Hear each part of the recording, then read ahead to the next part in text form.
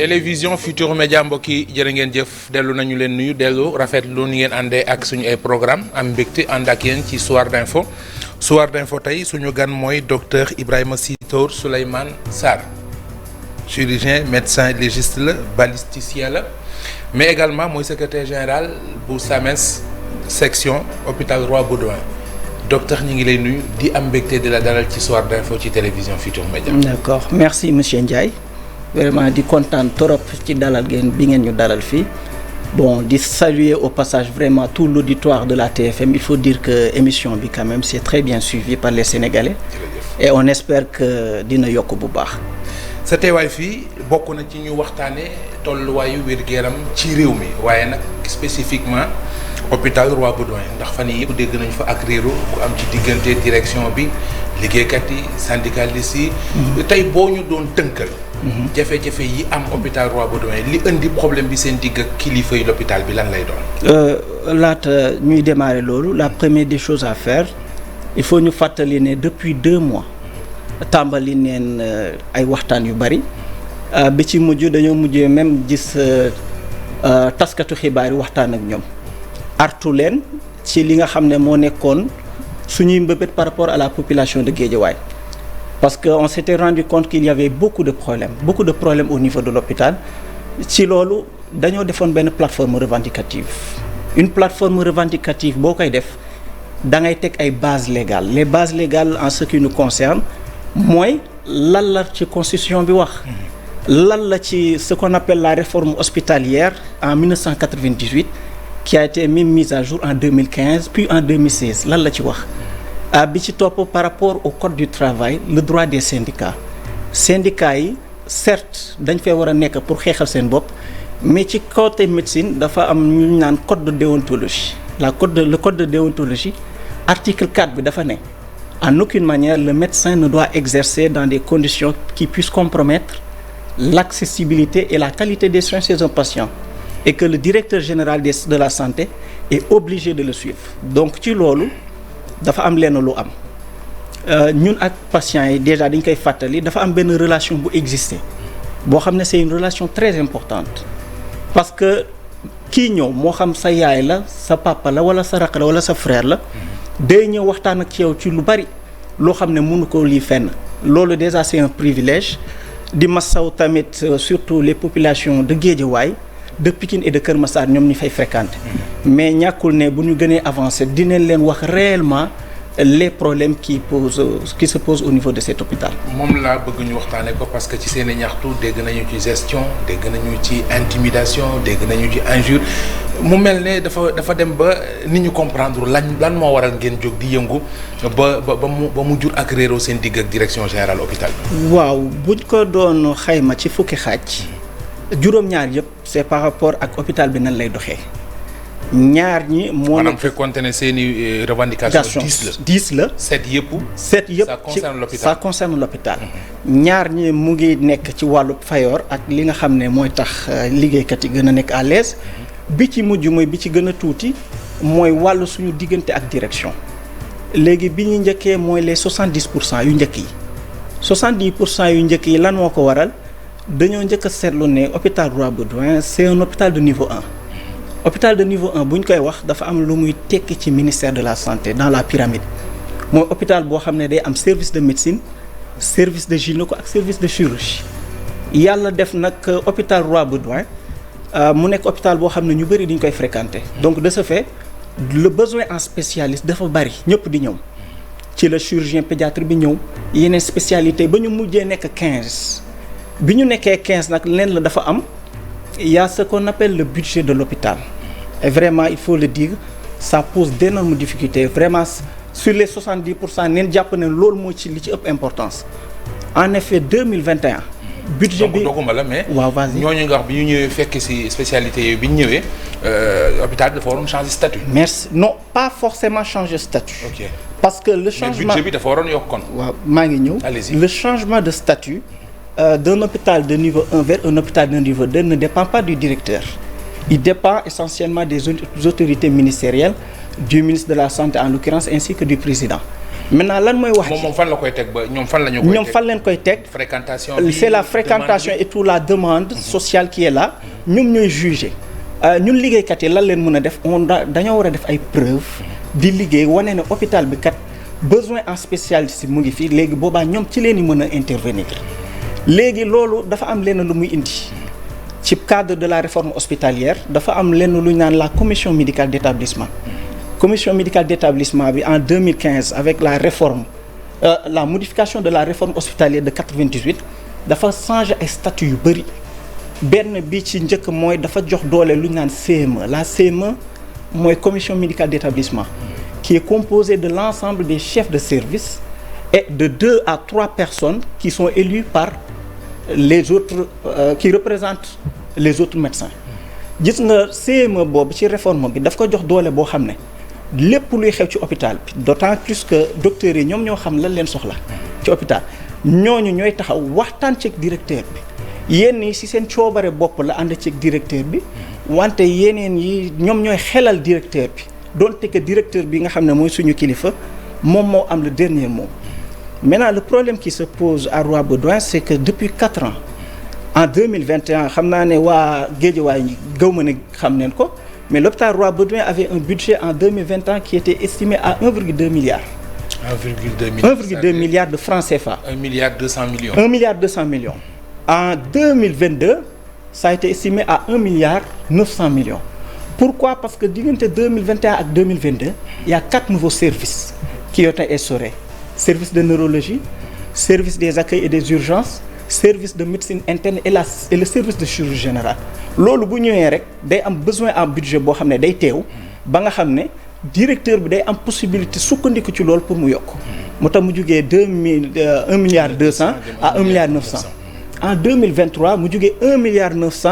dem à 2 milliards 53 millions. Maintenant lan mooy problème bi c'est que la CME vote boobu di def budget bi la CME doit être impliquée parce que ñun chef de service yi ñun ñooy toog waxtaan ne bu ñu sañoon de wàllu santé lii leen di def pour avancer ñu tënk loolu yëpp jox ko directeur bu ñu ko joxee directeur daf koy saytu tànn ci lim ci soxla ci ni mu ko gisee waaye dafa am obligation de par la loi delluwaat si ñun waxtaan ak ñun directeur bi nag il faut le dire depuis 3 ans en 2021 2022 2023 kenn xamul lu xew ci hôpital bi lan leen koy reprocher essentiellement jiiñu ñu ko ne wàllu luubal ak yooyu waaye di naan classiquement la confiance n'exclut pas le contrôle. Maintenant nag ñun dañoo am déjà problème de confiance ci moom mais pire le contrôle ce n'est pas possible de faire un contrôle parce que pour faire un contrôle il faut ngay am ay éléments de base ci yoo xam ne moom ngay sukkandiku. yéen amu leen élément amuñu élément de base boobu. lan moo leen ko xañ. lan moo ñu ko xañ dañoo def benn réunion ma posé ko benn question ni ko directeur est-ce que lire nga réforme hospitalière mu ne ma lire naa ko jàng naa ko ma ne ko la réforme hospitalière est-ce que y a une obligation pour la direction de présenter le budget mu ne ma y a une obligation d'ailleurs même un directeur qui ne le fait pas il est en train de commettre une erreur un délit par rapport à la loi alors ma posé ko benn question ma ne que dans ce cas qu'est-ce qui vous empêche de nous répondre concernant le plan de budget laa mu toog ne wax dëgg fa yàlla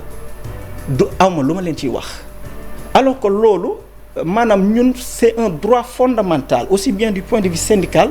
du point de vue de la constitution mais également du point de vue de la réforme hospitalière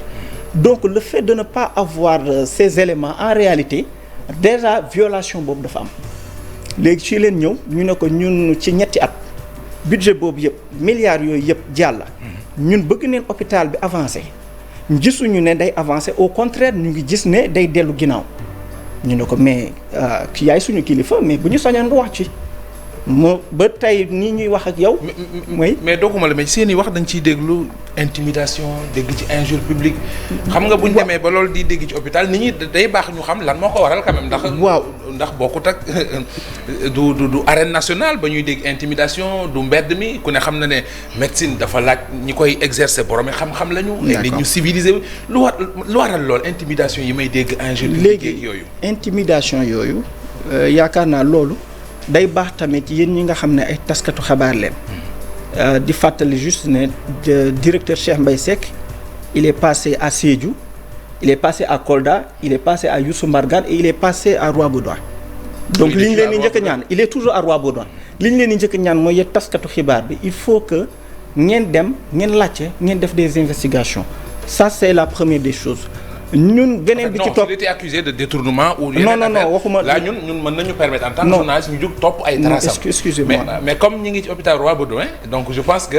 foofu la ñuy taxaw. waaw léegi fi ñuy taxaw. léegi lenn dafa am. ñun on a exercé dans minimum ñeenti hôpital ci gën a mag ci Sénégal. muy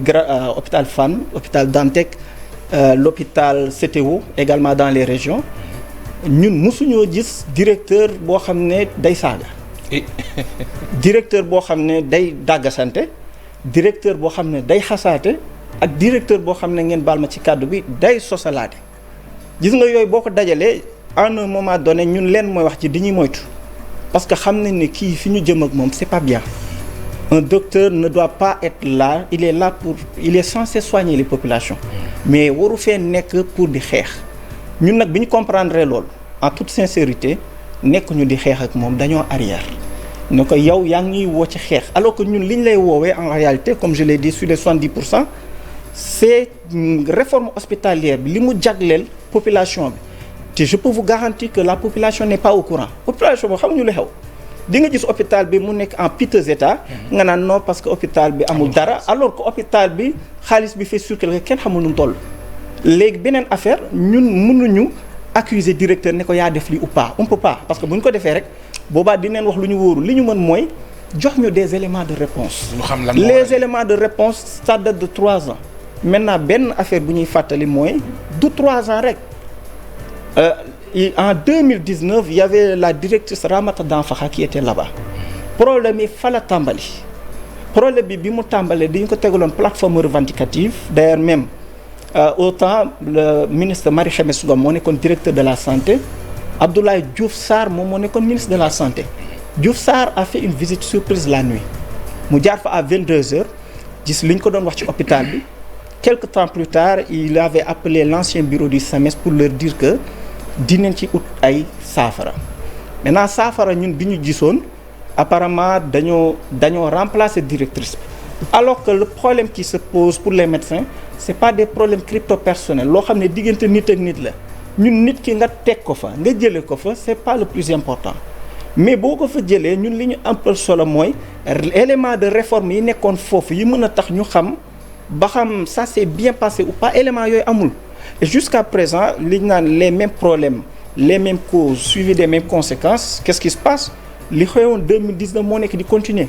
mais la seule différence mooy directeur bi ñu am en plus vraiment d'un défaut de transparence une nébuleuse totale sur la gestion moom daf ciy boole ay saaga ay menaces de mort. mais dégg naa moom it quelque part muy wax loo xamante ne ji bon je l'ai lu quelque part. su ma juumul ci journal Les Échos la. mu ne par exemple ci hôpital bi la ñu gis liggéeykat yoo xam ne 9h la ñuy xëy si. wàcc 13h. ci hôpital bi la ñu gis médecin boo xamante ne ji mardi ak jeudi lay ñëw dem na sax bay wax xale bu feebaroon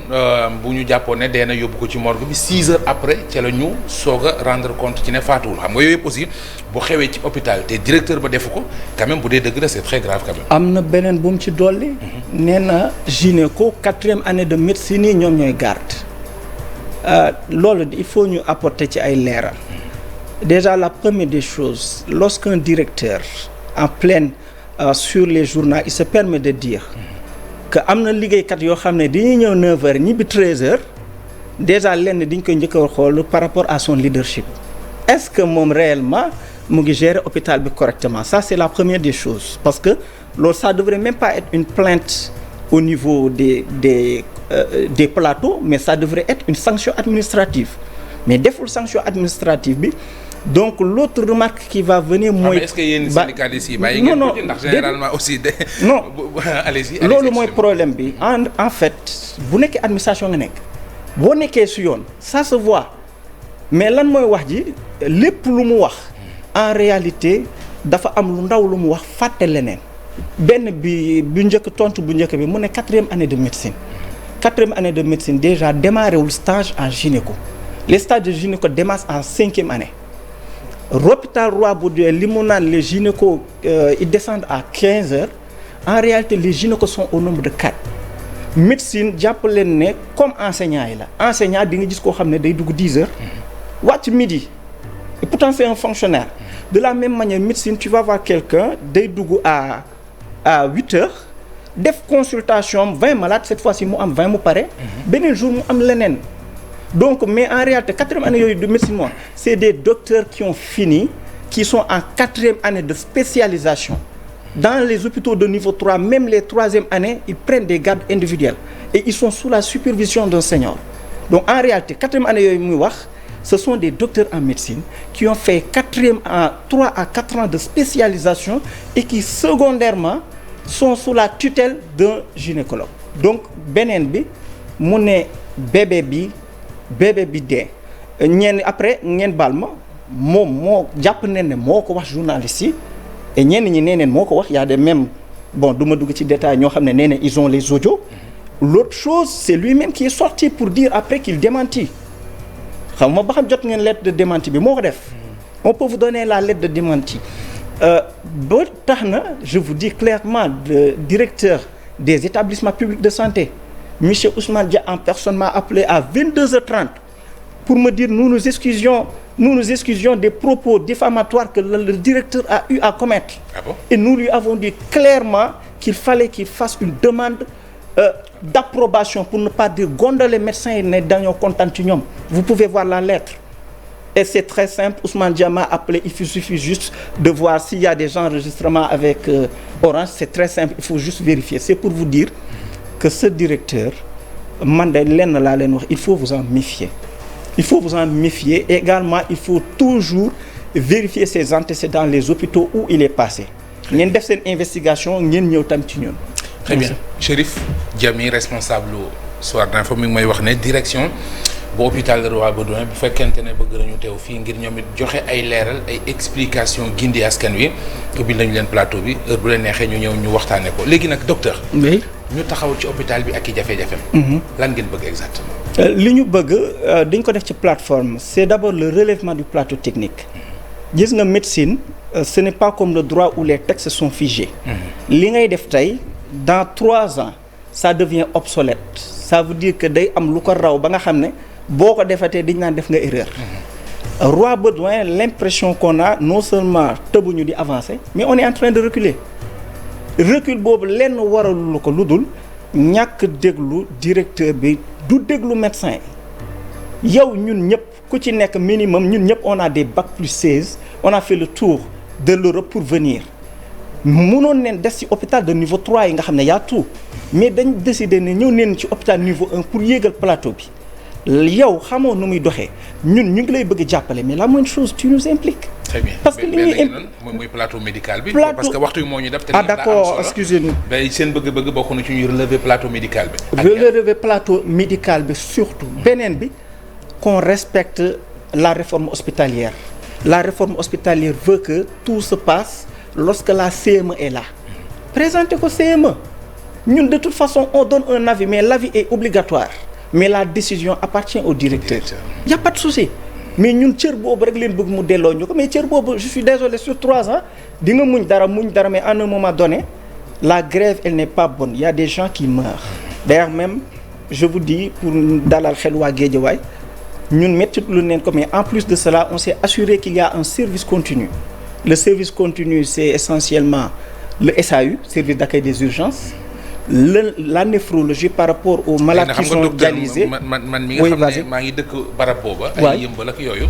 sama maam wala sama yaay di soxla l'hôpital bi booy waxi tubaab da dul comprendre baal ma wax nga dëgg xam naa seen métier mi ak terme yi du pour wax ko ci wolof day jafe wax nga dëgg mais nga dimbale ñu rek nee nga service continu donte yéen a ngi ci grève mais am na loo xam ne da ngeen ko def waaw maanaam képp ku nekk ci jafe-jafe moo xam ñi nga xam ne dañoo am problème rognon rein ñooñu moom bokkuñu ci di ñëw jigéen yi nga xam ne dañoo wérul ba nga xam ne dañ leen war a opérer loolu bokk ci au niveau des urgences récemment même am na benn xale buñ dóoroon barre de fer ci bopp mu deret de sàng ko yooyu bokk ci. bu ñëwee danañ fekk. yooyu non y a un médecin qui est là y a le chef de service des accueils et des urgences docteur Sountou Diaboula et docteur Birama Silla et également Yatara avec son équipe en gynéco ñooñu di assurer feu continu bi. loolu moom ça veut dire que il ne faut pas qu'on en fasse trop tam def ci lu bari ba nga xam ne dañuy lor population bi. waaw mais léegi. ñu ngi fi lim bariwul bu fekkente ne ñi leen soxla dañu bari. maanaam ñi nga xam ne dañu war a dem foofu faju comme ñi ngi fi lim. dem fekk fa ñaar wala ñetti médecin situation bi day compliqué. non duñ fa fekk ñaari médecin sax parce que en réalité te loolu bokkoon na moom li nga xam ne day wax ne ñun wàllu xaalis la mais y a pas d'astreinte. Astreinte mooy en supposant guddi jot nga am dara loo xam ne dañ la war a opérer ci biir en urgence. man loolu laay opérer. mais système bu koy réglementé ba nga xam ne man dinaa mën a ñëw mais ce système là n'existe pas à Roi Baudouin système benn rek moo am bu Roi Baudouin mooy système mu jigéen yi nga xam ne wéruñu boobu moom leer na mais tous les autres systèmes n'existent pas. te wax neen ko mais malheureusement te ñun loolu leen ko moom lépp loo wax lenn lay jiital moom pour moom astreinte docteur astreinte égale xaalis maanaam du jiital ne astreinte égale ku feebar guddi docteur bi daa war a jóge en urgence fu mu mënti toll non moom danaan docteur bi bu jógee donc ça suppose que boo moytul xaalis moo ci nar a topp il met l'argent au devant alors que ñun dañ ko ne ñaari en fait ñoo ànd mënoo leen séparer kii ngay woo 1h du matin pour mu ñëw opérer kooku yoon la mu amaale ndàmpaay ci loolu te hôpital du Sénégal yëpp je pense que pour les EPS y en a 27 les 26 le respectent moom rek moo ko respecté wul. laaj bu mujj bi docteur. si la biir yi wax dégg nga nee nga ay borom yi bac plus 16 wër hôpital yu bëri bitim réew jaar hôpital yu bëri ci réew mi donc kon nécessité importance su santé ci doomu aadama xam ngeen ko. tey bis bu ngeen demee bay sóobu ci grève bu ngeen demee bay sóobu ci defante bu ngeen demee bay sóobu ci paralyser système sanitaire réew mi yéen a ngi xalaat ñi nga xamante ne ji ay doomi réew mi lañu. bu ñu feebaree li ñu leen wax mooy ginnaaw yàlla yaa ci des. yow fajkat bi. est-ce que da ngeen leen sóor di leen bàyyi xel ñoom. yaakaar naa loolu ñun problème boobu leen am médecin yi. moo tax suñu grève boo ko seetloo du bari parce que xam nga ne yow boo grévé as lu mu tuuti gis nga ñaari fan yi ñu grève. conséquences yi day bari. boo defoon enquête am na ci ñoo xam ne diabète bi ñu amoon changé na. am na ci ñoo xam ne problème cardiaque bi ñu amoon changé na. am na ci ñoo xam ne def neen AVC à cause de notre grève. am na ci ñenn ñoo xam ne sax boo moytul dee neen ci maintenant lan mooy wax ci c'est que système boobu mooy tax ñi ñu jiite tant que ñu ngi xam ne yërmande bu bari boobu mu ngi ci docteur du ñu def la ca war alors que budget boobu ñuy génnee buñ ko tegoon ca yoon jàllale ko fi mu waaj a jàlle benn bi ngay sauver tey en réalité tu peux en sauver 10 autres maintenant ñun loolu leen bëgg mais lan mooy wax ji pour accéder ko le ministère mode de fonctionnement am nekkul ay wax mooy tax ñu nangul la dara. à un moment donné il faut nga sës ba ci mur bi comme je l'ai dit tout à l'heure article 4 parfois les médecins ils savent qu'ils le violent. l'article 4 nee na munoo waroo def dara loo xam ne boo ko defee nit ki mën na ko loru et pourtant ñun ñu ngi koy def parce que leen am na boo ko deful nit ki day wàcc liggéey boo ko defee. en réalité day tax autorités yi duñ ci bàyyi xel ba yeneen nit dinañ wàcc ji maintenant benn moment di nga dem ba da ngay sës boo sësee faut que tu t'arrêtes pour que le problème soit résolu une bonne fois loolu la. docteur Ibrahima Sy Tor Souleymane Sarr maa ngi lay gërëm bu baax. merci beaucoup monsieur Ndiaye ñu ngi leen di sant di leen gërëm bu baax vraiment di kontaan ci invitation bi ngeen ñu def di fàttali lenn rek juste si on peut se le permettre. suba yaakaar naa ne c'est l'élection de représentants syndicaux. ñun li ñu concerné mooy surtout dañuy wax par rapport aux représentants syndicaux au niveau de la médecine en rapport avec la médecine. Temps yii le passé il y a le représentant du personnel. et même le PCM mooy ñi nga xam ne ñoom ñoo ñu jiite ci biir hôpital mais ñoom ñooy wëlbateeku ñëw di la laaj ci ndimbal les prestations le ministère du travail. le ministère de la santé ñoom ñoo la gën a xam ne les contrats de prestation qui sont effectués au Sénégal sont illégaux ils le savent et au niveau du ministère du travail ils le savent et ils sont censés protéger les travailleurs mais malheureusement ça se fait pas donc surtout pour les centrales syndicales seen liggéey c'est de défendre les intérêts et vous êtes au courant vous le savez très bien vous savez que les contrats de prestation ne protègent pas les employés au contraire di nga gis ko pare 50 ans une chose est sûre du amati dara te lenn mooy am en réalité vous allez voir que ñu bëri bu ñu jëlee retraite 2 ans leen di def nga baal ma ñu wuy borom bi parce que ci ngay rendre compte ne yow sa àdduna dara deseetu la et tu n'as pas de quoi gérer ta famille donc vraiment ça dénkaane bu ñu leen di def la ñu jàpp ne suba ñu ñaan yàlla nag suñu centrale yàlla na bëri ndam mais ñu def ci effort bu baax merci beaucoup. maa ngi lay gërëmaat bu baax a baax docteur Ibrahima Sitor Souleymane Sarr chirurgien médecin légiste balisticien mooy secrétaire général bu SAMES hôpital Roi Baudouin moom la ñu dalaloon ci soir d'info gërëm leen sant leen ci kanam tuuti na ànd ak yéen ci xibaaru timis yi mbokk yi jërë ngeen jëf.